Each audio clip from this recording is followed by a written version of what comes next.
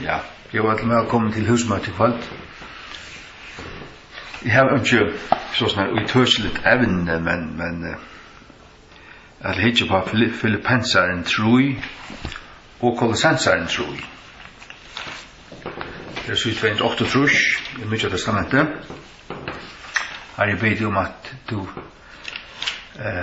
salvar øyren av alle som lusta, at du salvar min munn, og be om din fri over hjørsten av dem som har et år, og be om at rette tøtningen og oppbyggingen må komme fram som ditt år hever å bære, og be til om å styrke ditt folk, og lytte deg opp, Herre, og gjøre dem kraft og mot og styrke til det mest høyla og trygg i kveld, Herre.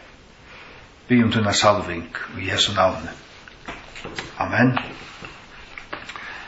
Filippensaren tror jeg har alltid damer så ser av vel det som Paulus lyser sitt liv og sin livsholdning som kristen og sitt strøy og han tøtjer seg fram etter malen og til strøy og han grøyber om det han grøyber om Krist det er ikke bare måle, men han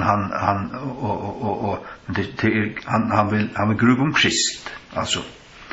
Og alt det som han var overvalget innenfor jødadommen, han var en fariseer, og av Benjamins att, og alt det forskjellige, det råkner alt som tap, for at han må vinne Krist.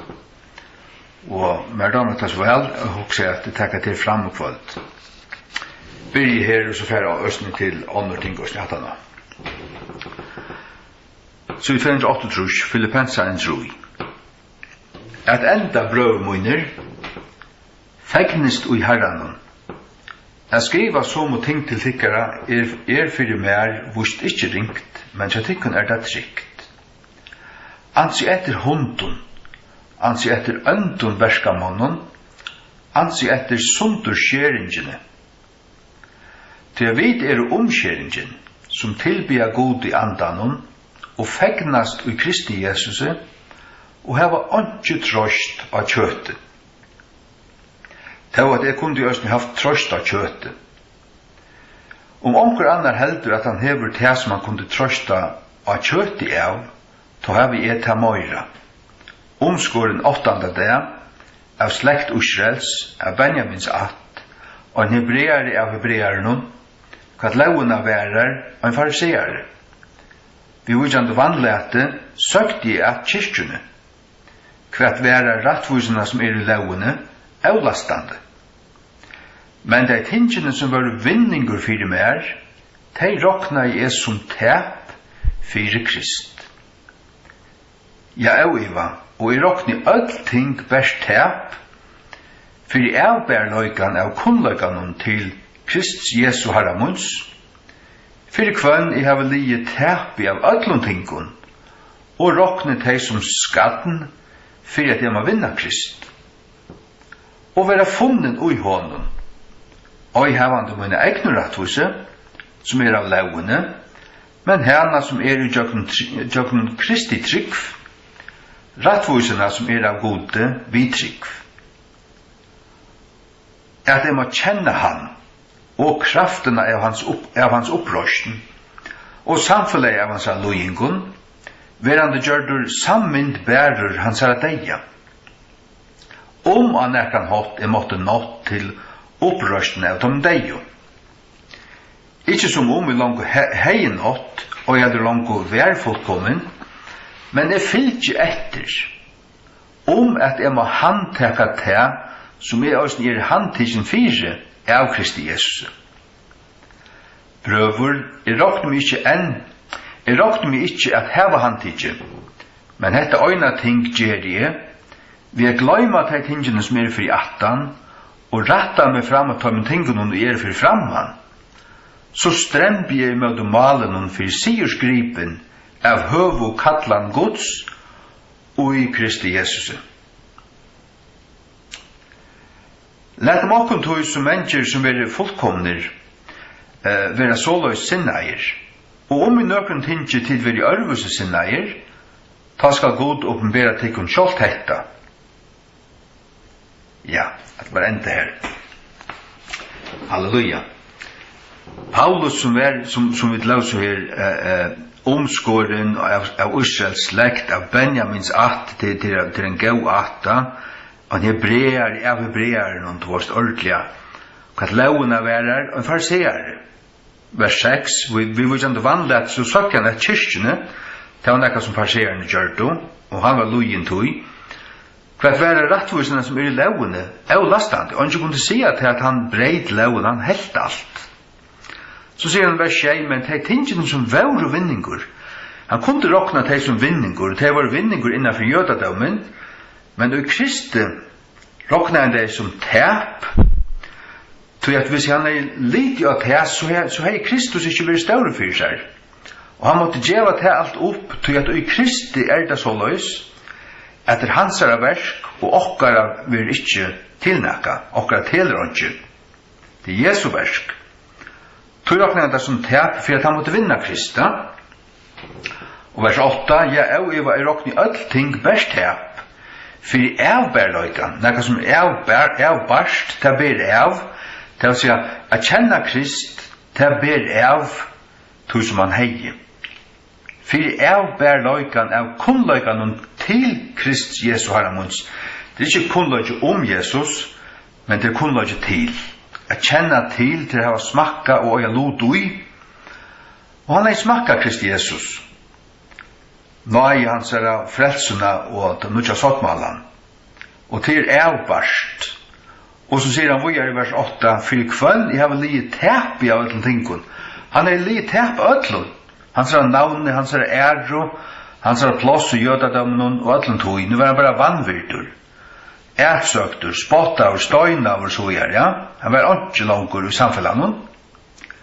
Men, så sier han, jeg råkner teg som skatten, teg tingene som han leit av fyrra, fyrir at jeg må vinna Krist. Og I Lukas 14:26 sier Jesus, jeg kan lese til, lukka halda hånden her, vi får Lukas 14:26. 14:26, til så jo 104. Så 104, Lukas 14:26. Om nekar kommer til moin, og hæti ikkje feir søyne mauer søyne, og kono, og bøtten, og brøver, og systrar, ja, og sutt egna loiv vi, så kan han ikke være min læresveiner. Vi må hæta okkar egna loiv og alt okkara. Det er altså ikke bokstavlig hæta det, men vi må til hvordan viktig det å være Jesusar, å være hansare og hansare læresvein, hansare etterfylgjare, så skal det være som hæter. Jeg kan ikke utfra at en jødeskur hotter at uttrykja seg på han, Jesus sier såles nær. Men vi får alltid til Filippenseren. Vi får nu til vers 9. Og vera funnen ui honom. Vera funnen ui honom. Funnen ui Kristi. Det vil si at han øyna det. Halde ut, dårsta. Hei Paulus haft afram lite og haft nekra vevn og hans sånne egnu gjerningar sort. Så kunne han ikke glippe av. At han bensje for det her, han kan ikke glippe av, ikke av vinna Krista. Han hei funnet Krist, han var hans herre, men det var allan til at strøye at hans herre egna skulle ikke fylla for negv, så at det lukka som fyllt hans herre hjertas, så han ikke kunne være en gaur herrmaver, en gaur pratikumaver, og òsden til så han finner fotla løn. Men han sier òsden her, og være funnen ui honom, vers 9, oi hevande mine egnu ratthuse, som av lauene, det ikke hans egna ratthuse, men hana som ujøgnun Kristi trygg, da det Kristi trygg, så det han tryggven som Jesus kom a djeva. Jesus gav okkun søyna trygg, til å si at ta kristne trunna av Krist, og vi som fullgjørda verskje, så har han givet okkun søyna trygg.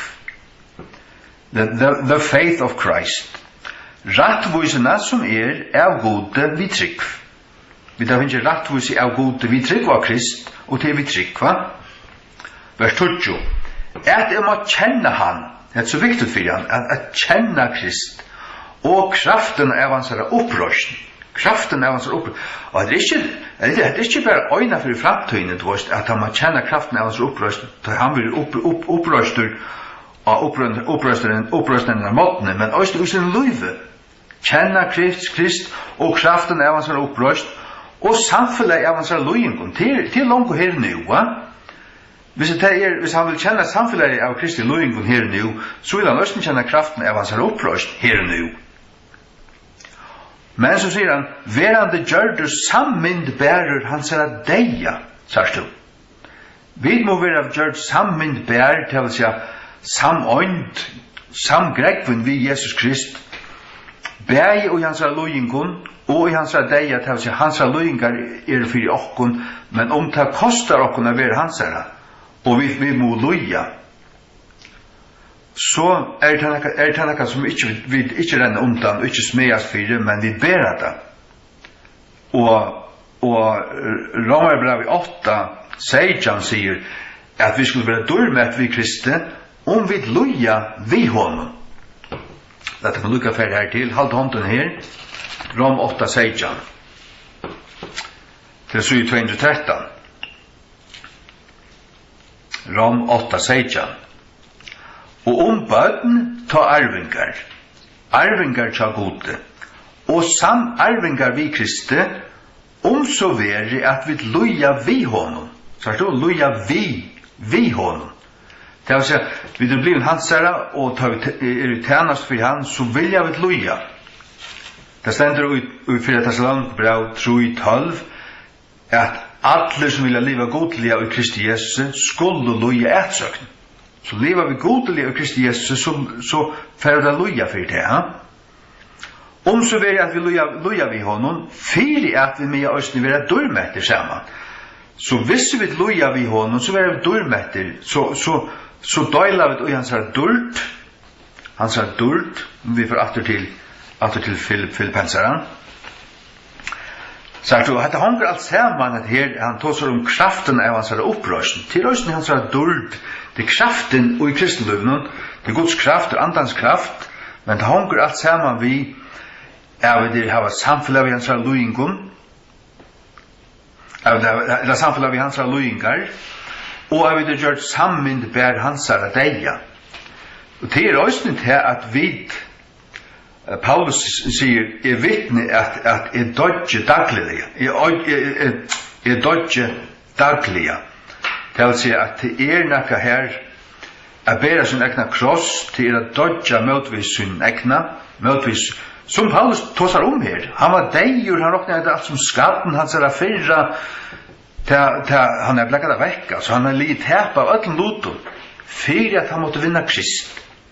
Fyrir Kristus skal komme i stegin fyrir allite og sitt egna, som egna gaugerer og alt det som han kunde alt lite av. Du tar bare ved en forring. Han ikke finner fyrir det. Tu det sånn at Kristus kommer og han må takke iver og han fyller alt. Og allite vil han fullkomlige. Halleluja. Ja. Vers 11. Han nekran hot måtte nått til opprørsene at de deio. Han nekran hot. Han råknar ikke alt bare fullkomlig bare avgrått. Nå han frelstur, nå han tryggur og alt det her, og alt kan ikke det samme. Nå til en støv gongt. Han må ikke fære atter til det gamla. Han må ikke luita av det gamla. Og han strembar etter å kjenne Kristus betre. Og han må halte ut til endan, for at han skal nå til opprørsene fra de deio. Vers 12. Ikke som om en langt heinått. Han ikke kommet av mål til løy vi ikke li ut. Og jeg hadde langt å være fullkommen. Han stremmer etter å være fullkommen. Ja? Men jeg fylgjer etter at jeg må handteka til som også i handtisen fyrir av Kristi Jesus. Han stremmer, han rønner handteka til seg grupe til som han stremmer etter, til som han går fram med. Ja? Vers 13. Brøver i råkning vi ikke at heva handtidje, men dette øyne ting gjerrig. Vi har gløyma til tingene som fri 18, og retta meg fram at ta med tingene som fri framman. Han gløymer alt som fri 18. og strempar ratte seg fram at de ting som for framman til å si sirgripen som han så nevner i vers 14 så stremp jeg møte målen for sirgripen av høv og kallan Guds og i Kristi Jesus det er et mål han er jo kall og han fer ut fra bygd til bygd og prætikaie og plakar fangsel fyrir etter fyrir og heina tennast og røkja alla kyrkjena som han ståna og alt det forskjellige og skriva brøven og alt det der og det måtte han fortsetta vi og han ville kjenne som det stendur vers 20 kjenne Krist og kraften av hans opprørst her er og her tjei ting fra vers 8 til 20 som han nevner i vers 8 han nevner nummer 8 av bærløykan av kunnløykan til Kristi Jesu det er det som han strembar etter og som han nevner nummer 2 at han må vinna Krist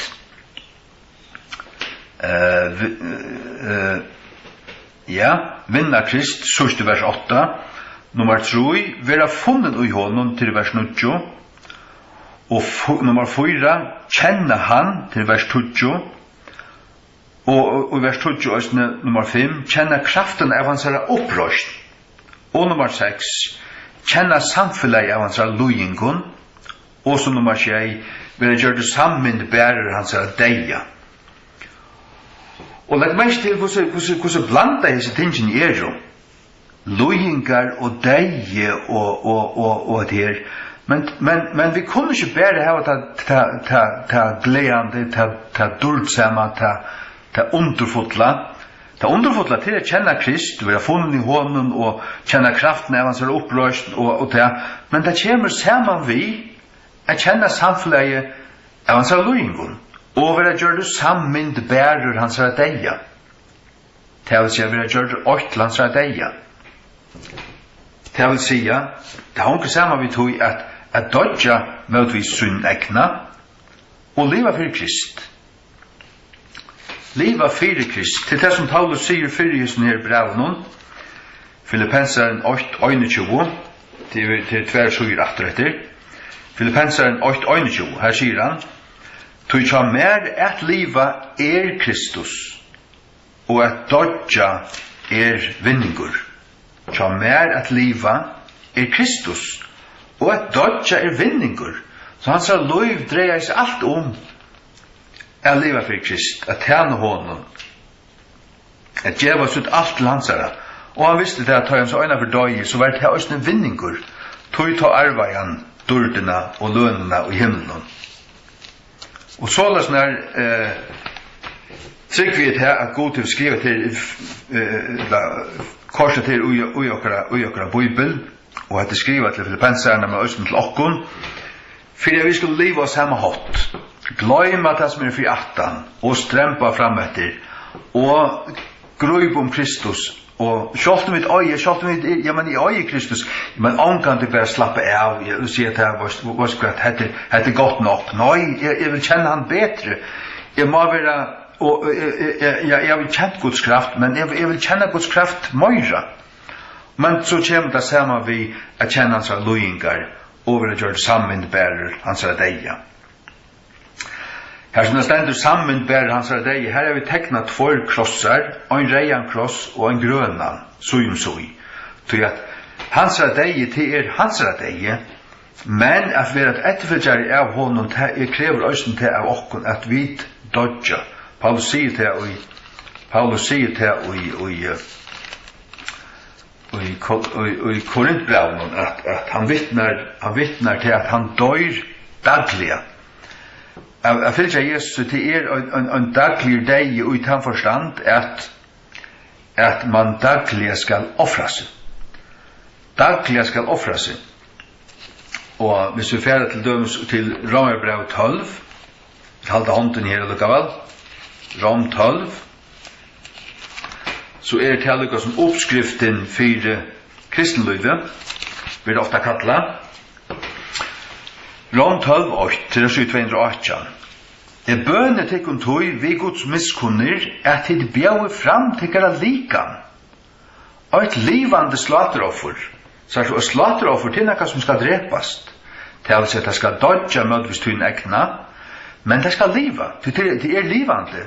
Og vi bjau fram okra likan, ha? Det må dodja, men for at nekka anna skal liva vujare, det er anden og jokkun, det andlige løyve.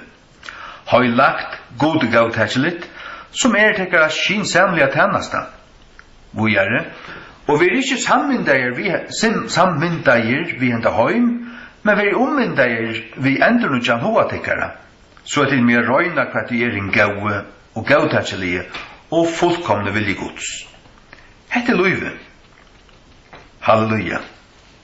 Jeg vil offre okkara likan og et livande slateroffer høylagt, ikke vanhøylagt, men høylagt, gode gavtæsjelit. Og til okkar skinsamlige tennasta, til rymelig og skinsamt, jeg vil gjøre det til rett. Som kristen, jeg vil offre okkara likan. Og gjøre okkar til okkara herra. Kom lykka til 17. Timotheus 8:12. Kun halda hånden hele gal. 17. Timotheus 8:12. Timotheus bøynt av en hebreerbrevet. Arn Titus. 17. Timotheus 8:12. Her sier Paulus Solesnær fra 11. Hver utnevnt til prætikoman. Og prætikoman tar gonger atter til vers 20. Han sørste året her gledebådskapen. Så han utnevnt til prætikoman av gledebådskapen. Og en apostol og en lærere av høytningen. Vers 12. Fyrir for jeg søk i òsne loje hese ting. Sært du atter loje. Det en parster av til høyla at vi kommer at loja. Men så sier han, men jeg skammest ikke. Til at jeg void hverjen jeg har tro. Sjåan til Jesus. Og det sannførder om at han føre for jeg var void at her, som jeg har litt opp til hans herra, og i møte henne deg.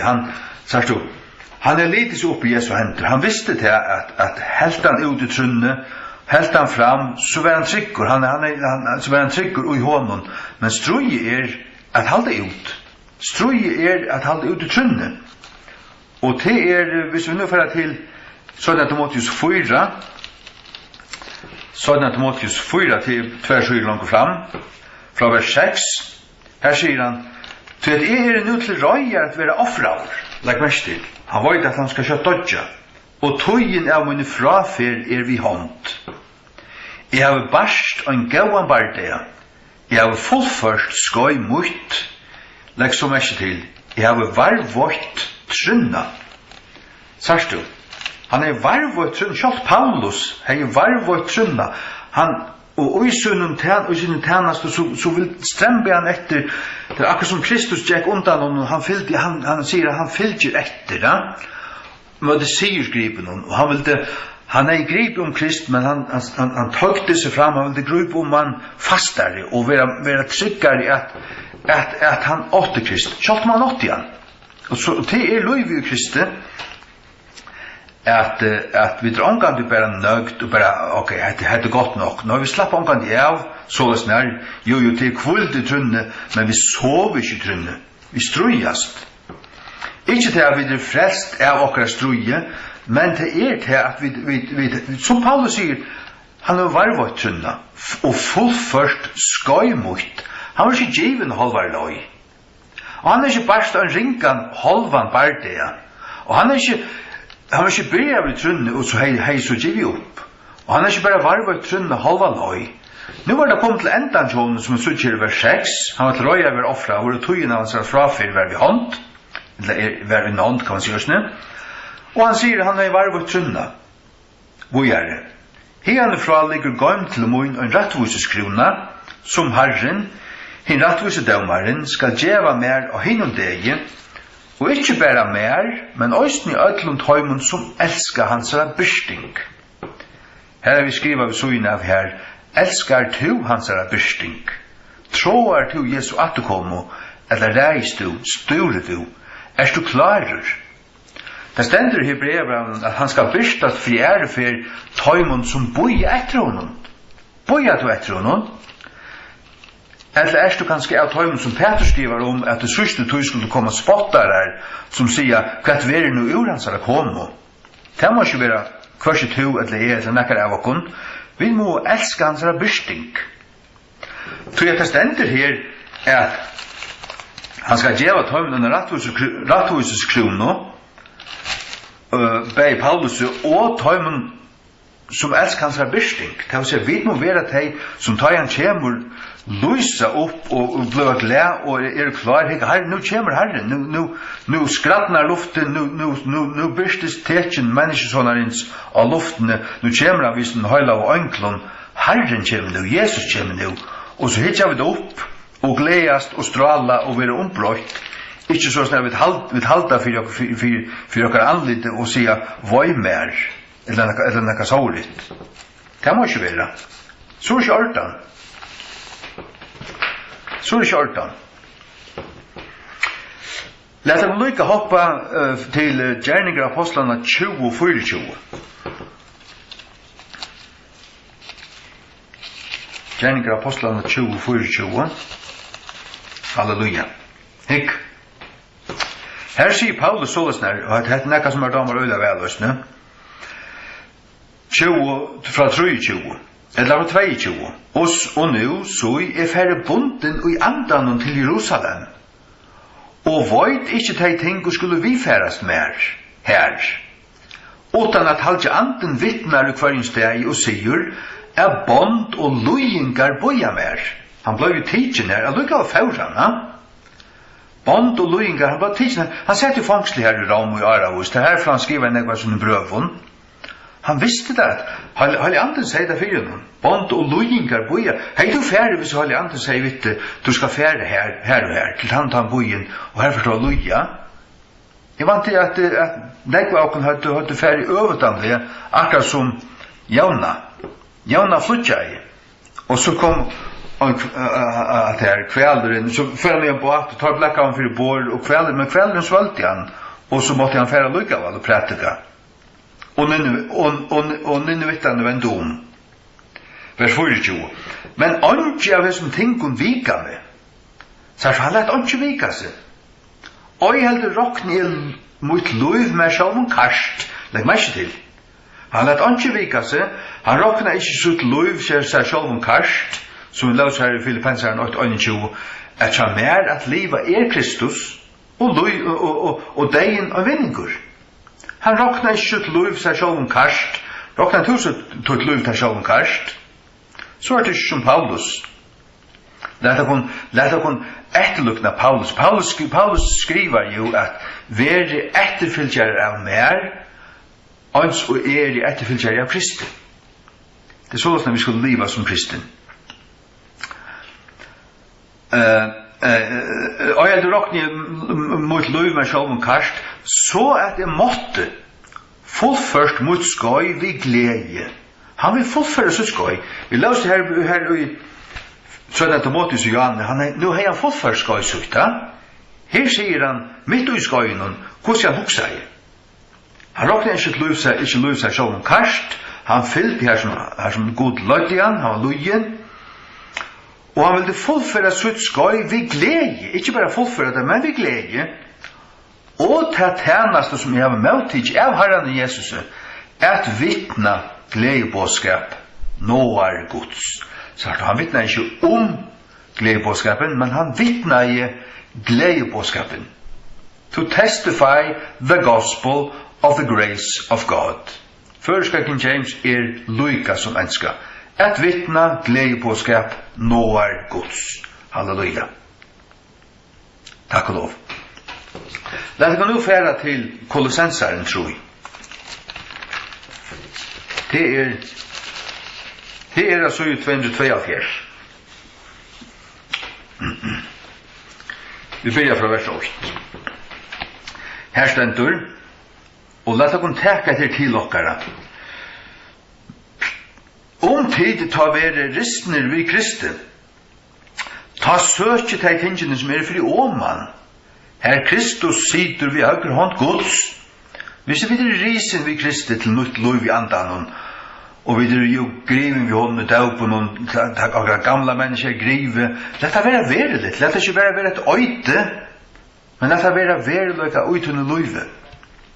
Så at du er livande og brennande og klarer, ikke sovnaver, ikke slaknaver, ikke en deg grøyn, men en livande grøyn, en brennande jomfru broarmodj. Ja, vers 2. Sete tykkar alsk av ting fri åman, ikke av ting av folden. Ikke sete at hun alsk, ikke elskar ting av folden, men elskar tingene som fri åman. Til kvært, Herren Jesus, God Fægir, himmelen, til avia, arven til okken som vi skulle få i himmelen. Vers 3. Så ja, tid og deir. Tid og deir. Og til hva lov fjalt vi Kristi og gode. Vi da leser flere fra denne kveld at vi gjør det sammen bærer hans av deia. Og jeg har nevnt flere fra at det lukket som en løgn der var usen her. Vi må dodja møtes okkar egna. Og til at det så stender her at vi og deir og hva lov fjalt vi Kristi og gode. Det har ikke saman. For det stender så i vers 6, ta i Kristus som løyvokkara. Så altså, for Kristus skal være løyvokkara, så må vi være deir. Hvis du er tutt løyv, og tutt liv og tutt egna løyv, fyrir til sjálvan, akkurat som du vil, så er Kristus ikke tutt løyv. Du kan se det, men det er ikke så. Så du, disse tingene, tja Paulus og tja Guds år, det er ikke bare år, det er ikke bare teori, det skal være praksis. Vi skulle kjenne det her. Paulus tog seg her, og Filippenserne vil løse det Janne, at kjenne Krist, og kraften av hans opprørsen, og så gjør det. Kjenne det her, da. Og til tess så måste du gløyma det som fri 18, og todja det fram etter deg, og heva eia av fokus inn av sigurskripen, fyrir til høy kattlan, det var så god du kattla det, og du varst du fast løn, du varst at du måste halde ut, det vil si og til at halde ut til, for det først og fremst ikke er nok til Herren, ikke er nok til frelsene, og til er alt vi at ikke er nok til Han, og halde ut i trunnen, og varvøyt av trunnen, som vi løser her i Johanne, og i sånne Timotheus, vi løser her i Johanne, sånne tim 4, ja, varvøyt trunnen, sier Paulus. Ikke? For tider deir, og det lov fjalt, vi Kristi og gode, ikke godt, og lov fjalt, vi gøynd, vi Kristi og gode, det fjalt dekka. Så stender, ta i Kristus som okkara lov, skal byrstast, ta skulle tid østene byrstast vi honom og dult. Det vil si at han kommer, så skulle vi jo være ombrøtt, og akkurat hvordan alt som genga fyrir seg her, det er brytløs kvaldmål til lamsins, men så ta i tusenar ut skal byrja, så kommer vi ned, vi skulle rujtja vi Kristi a gjør, råa vi Kristi, og han gjever okkur myndløyga vi ser iver bøyen og London og etla, så snakk på bøyen og så gjør, og vi kommer råa vi Kristi, han kommer å sitte i Jerusalem, og vi kommer råa vi hon, og vi skulle ha dult og kraft, og vi skulle byrstast vi honom og dult. Vi skulle komme arva oss av hans dult. Og det hongur saman vi tog om vi er villig til å loja vi honom. Vi er i vers 5. Vi er i... Nå, jeg lærte oss først færa til utfrøysen her av byrstast vi honom og dult. Hikk Kolossenseren 8:22. Kolossenseren 8:22 til 2:7. Fyrir hverjum god vil det gjøre kunnot hvert rujkdaumeren av durden av sin løndardaumen mittel høytningarnar, som hvert. Hvert durden av løndardaumen av sin durden mittel høytningarnar? Jo, til Kristus og i okkon. Vævn durdarinnar. Kristus og i okkon vævn durdarinnar. Tog til hansara fullgjørda versk, til hansara nøye, til hansara rattvise, som Paulus tog seg om, ikke til rattvusen han hei av lauene. Hon er bare forra, sagt. Hon bare... Nu gjer tutt egna gjer bare for 3. Det må alt føyast av venun, det vil si at du må ikke luita av det. Det må ikke være at du setter ut alit da. Du kan ikke komme fram for goda døma deg og ta som hvordan gaur du varst. Det ikke løgn i året til å slippe inn i himmelen. Løgn i året til å slippe inn i himmelen, det som Gud vil høyre. Og det som skal runke ut i hjertet, det en lovprusan til lampe som døye ut ut rumsted og som bærer dine synder. Verd og det lampe synder alt i himmelen, som blir dripet for jokken så gjør. Hvem durderen er Kristus og jokken? Det vil si, jeg vet at ikke med til honom, han akkurat frelser, han bor i jokken. Det hvem durderen er. Det altså til å si vevnen om himmelen, vevnen om til evige løyve. Men okkara bare at halde ut i trunne, og fullføre skoj okkara, og ikke avnakta Jesus, og her vi, altså, varvøyda trunna. Trunna, sier du. Det vil si trunna av Jesus. Varvøyda trunna av hans fullkjørta versk. Vi har alltid til Kolossenseren, tror jeg. Hygg, vers 5. Dei tog til limer som er gjøren i eru. Siløse, 8, Eurønsko 2, Au matalige indan, 3, Øndalist, 4, og Agent, 5, som avgoda durskan, 6. Hese 6 tingen skulle vi drepa. Siløse, Eurønsko, Au matalige indan, til å si at du elskar okkur ting av matalige nek, ut marsk. Du har ikke elskat din bil, eller ditt hus, eller ditt arbeid, eller neka som du finner, eller neka ting, eller forgoda neka person, om det så en gaur prætkomæver. Du har ikke av matalige inda, at inda til at elska, og så øndalist og agent, til å si gyrnast etter, og dette alt avgått derskan. Hese 6 tingen skulle vi drepa. Hva så ta kjenta? Hva så, tar vi av drip i alle disse 6 tingen her, hva skal så liva? Jo, for jeg finner at jeg må få at til vers 4. Det her stendur, ta i Kristus som liv okkar skal virstast. Så vi dreper disse 6 tingene, for jeg Kristus skal vera liv okkar. Så han ta kjenta. Vi drepa disse 6 tingene i vers 5, 4 Kristus i vers 4, skal vera liv okkara, verlige, så det er rett. Ja. Og legg mest til disse tingene og alt så det er ui trunne, vi trykva av Krist, sørst du, og alt det som Paulus tåsar alt det strui i tjånen her, det et andale strui. Legg mest til, for jeg sier andale strui, det vil si at det om prinsipper, det at nei, jeg må ikke lytte av meg selv, jeg må ikke lytte av noe som jeg har gjort. Altså, nei, mot alle det Krist, det at halda tingene røyn og bøyn og ekta. Ikke lette seg spytla, men jeg har røynt hjertet, halda hjertet røynt, fram om alt som varvått verur, eller vera hjertet ut, sier årtusene 4-8. Vera hjertet ut. Det herfra urrenning av luftsins, ja. Vi har høyere her, vers 6. At han har nevnt disse 6 tingene vi skulle drepa, så stendt her i vers 6. Fyrir hver jeg luta skuld, Guds røye kjemur av bøten avlutensins.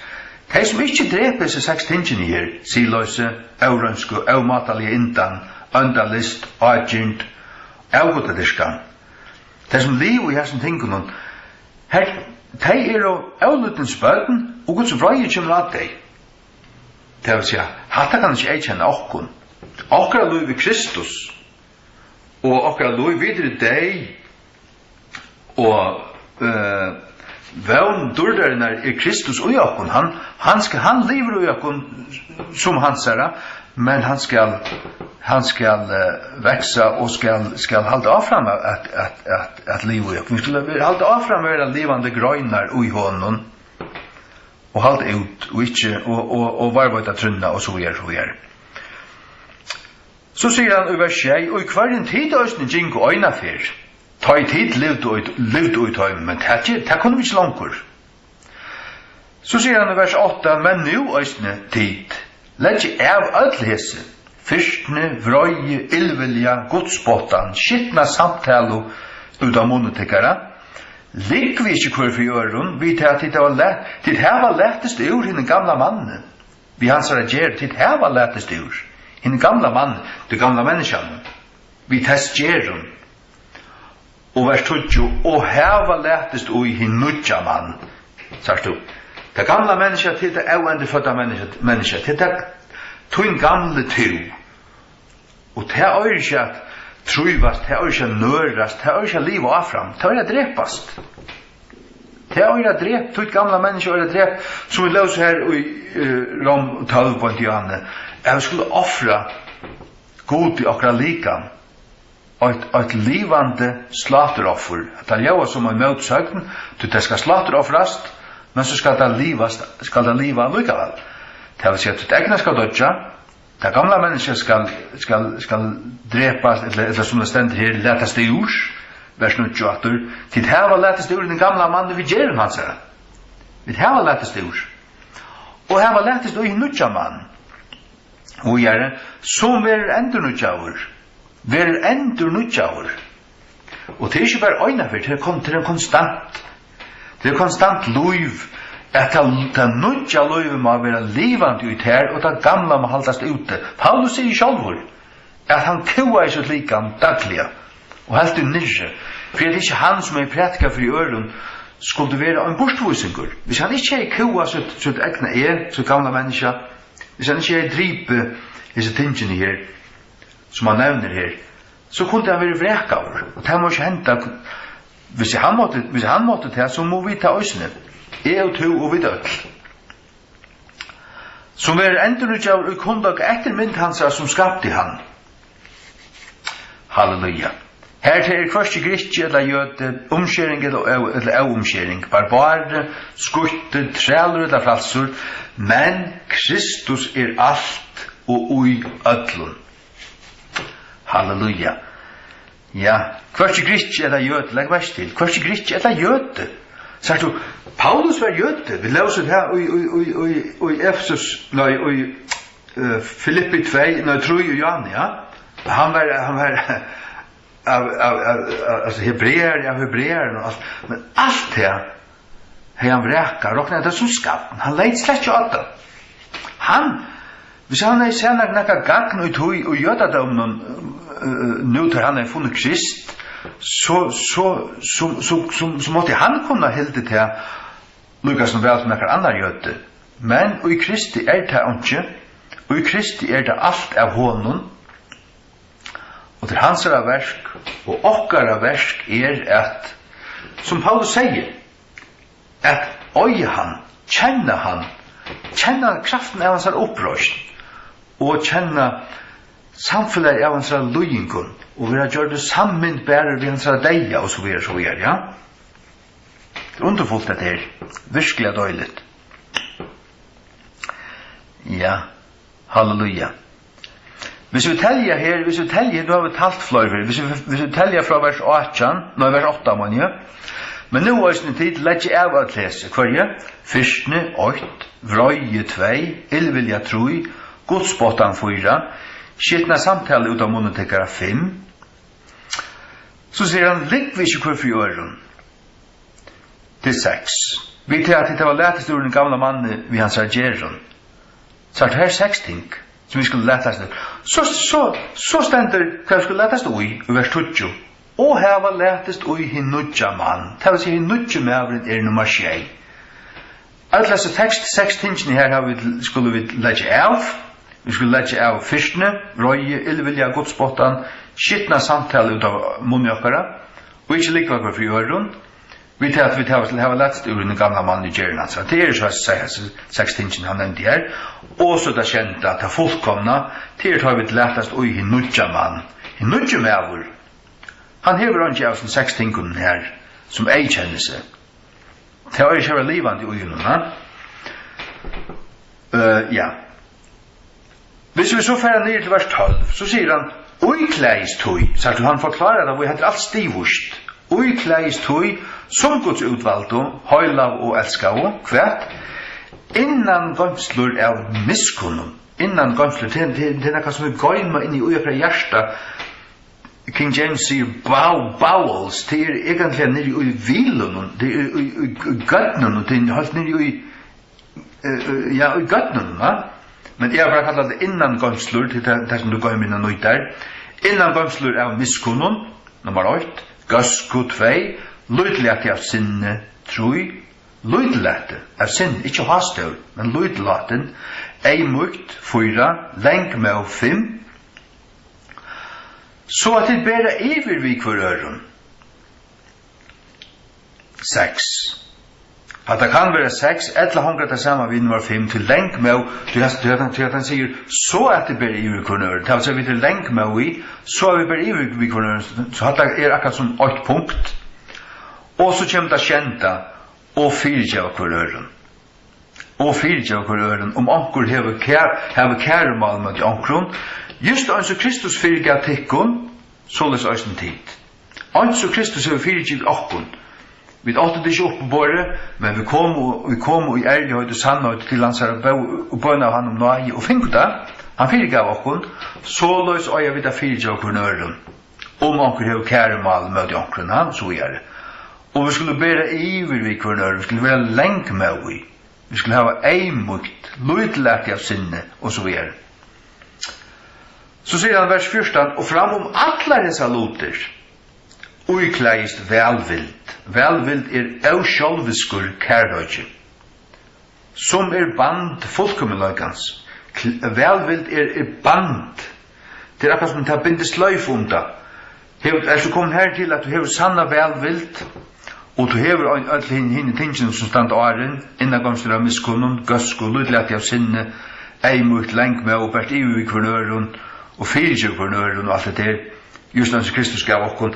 Hvis vi så har velvild herretrætt, så har vi bundet sløyf alt det høyla, og til lukka som mest til at vi er fullkommen. Det vil sige, og i andan, men vi vet at vi feilar, men skriften sier at kærløyge er oppfylling lovaren her. Hadde vi livet så fullkomlig i kærløyga som et øya, så hadde vi omgått syndemøte akkurat nasta, så hadde vi omgått syndemøte god til nekka. Men tyverre vi syndarar, tyverre nå vi ikke til. Men vi er fullkommen i Kristi. Vi er og vi er fjalt, vi er deg, hvis vi nu at vers 3, det heter deir, og det er lov fjalt vi Kristi og i gode. Akkurat lov fjalt vi Kristi. Så vi kan slappe av på en eller måte her. Og i alle strøyene så har vi kvult til at vi er fjalt vi Kristi og i gode, og Jesu Kristi rettvise vil tilskrive okkon, eller tilrokna okkon. Det er av enskon imputation, tilroknan.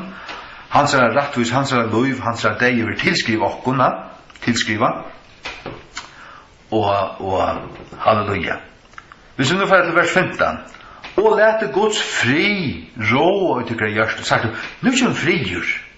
Atan og alt dette her, tar vi til å lært opp vi har lært kærløygan, nu er band fullkommenløygans, nu er ikke frigjør i dette høyla.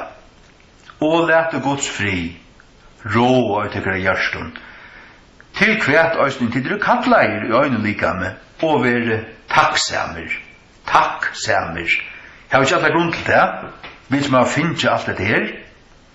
Og vi altså, verst er fullgjørst. Vi strøyast ikke okkar egna strøy. Det er ikke okkar øyneste strøy ikke av Paulus og ikke øyneste for en lærersvåen til Jesus. Det er å være tryggvår og røynast tryggvår og halde ut, ikke djevast og halvare løy, ikke missa møte og ikke atera. Ikke, hva skal man sige,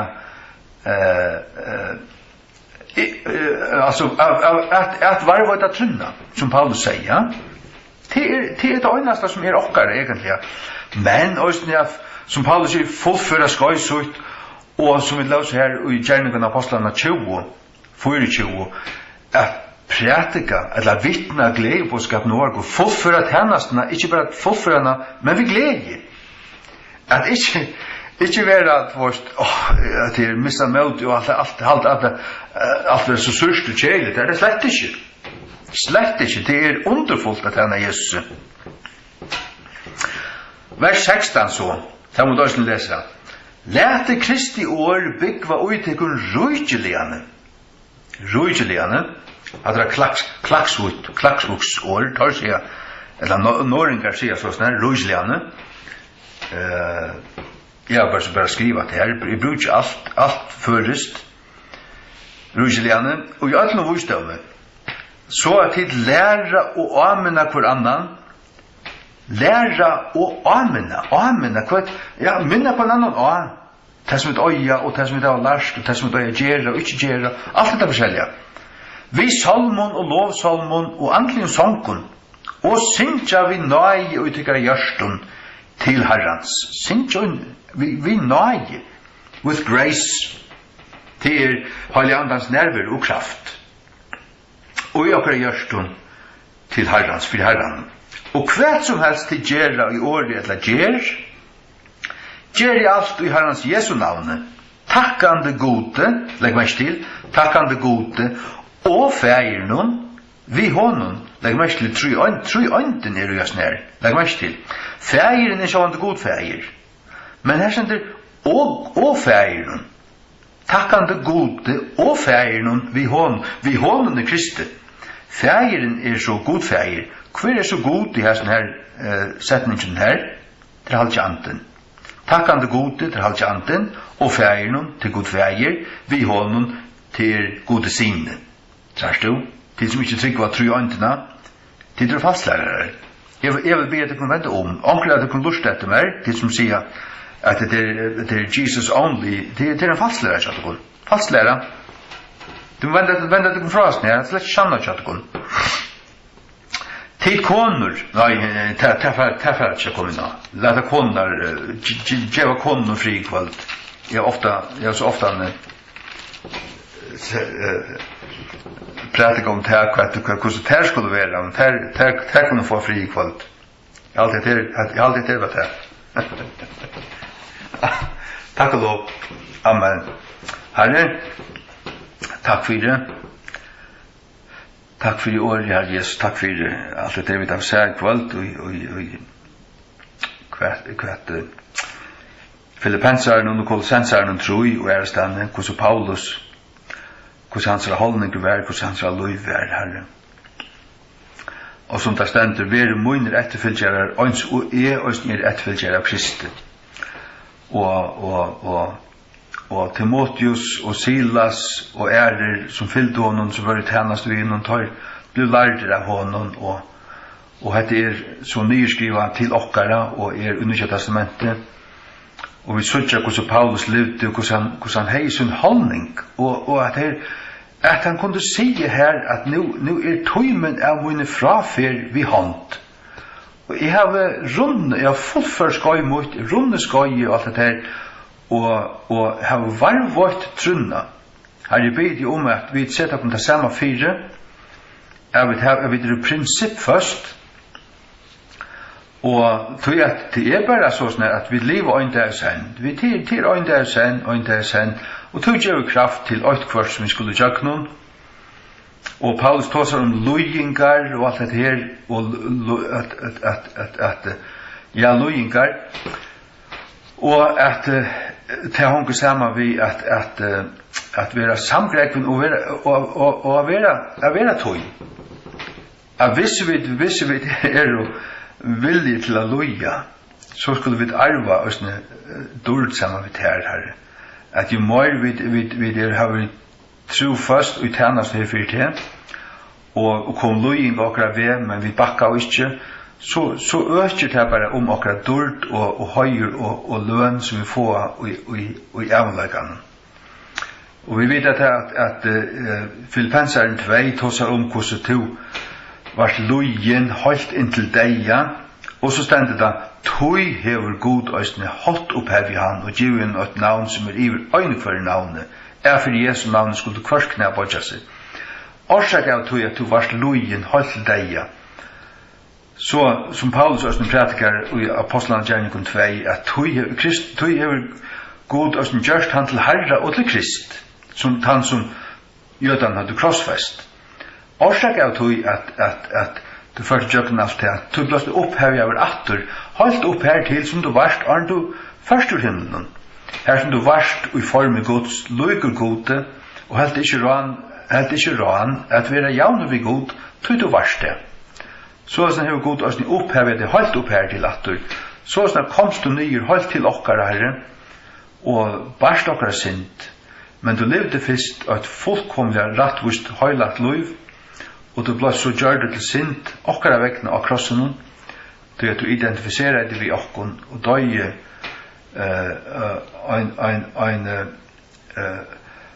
en deia som var verdur til, som var sekur, men du varst ikke sekur. Så ble du gjør til sint okkara vekkene, og Barabbas måtte henge av tøyne krosse, han tjekk fruger. Og vi kunne ødels sånn på at Barabbas, ja, til Barabbas som var en ramsmaur og en mordar, han tjekk fruger. Og fyrir at det skulle illustrerast og lysast at to døy her av krossen sækleiser, og han kunne genga fruger. Sånn vit herre, og okkar strøy så bare at halda okkur nært her, krøtja til tøyn og leidja okkur etter at vi er trygg og fullfra tjenestene og syrja fyrir at heva samfunnet vi til å sija være avhva som og være biande og lese okra bibel og alt det her. Men takk oss ni herre at kjenner vi okkur sånn at hjärsta kallnar og vi er trågt og så kunne vi se akkurat som vi til herre gjemmer kraft og kjent hjelp meg herre gjemmer kraft og gjemmer olje og fylla av kjemmer. Vi kunne komme til tog akkurat som vi og be om hjelp herre og to møter okken her og tog at to okkara kjelta, to han som vi søkja til. Og til egentlig alt av her til åndsja okken sjalvun og vevn durdarinnar til at to bort ui okken. Til det.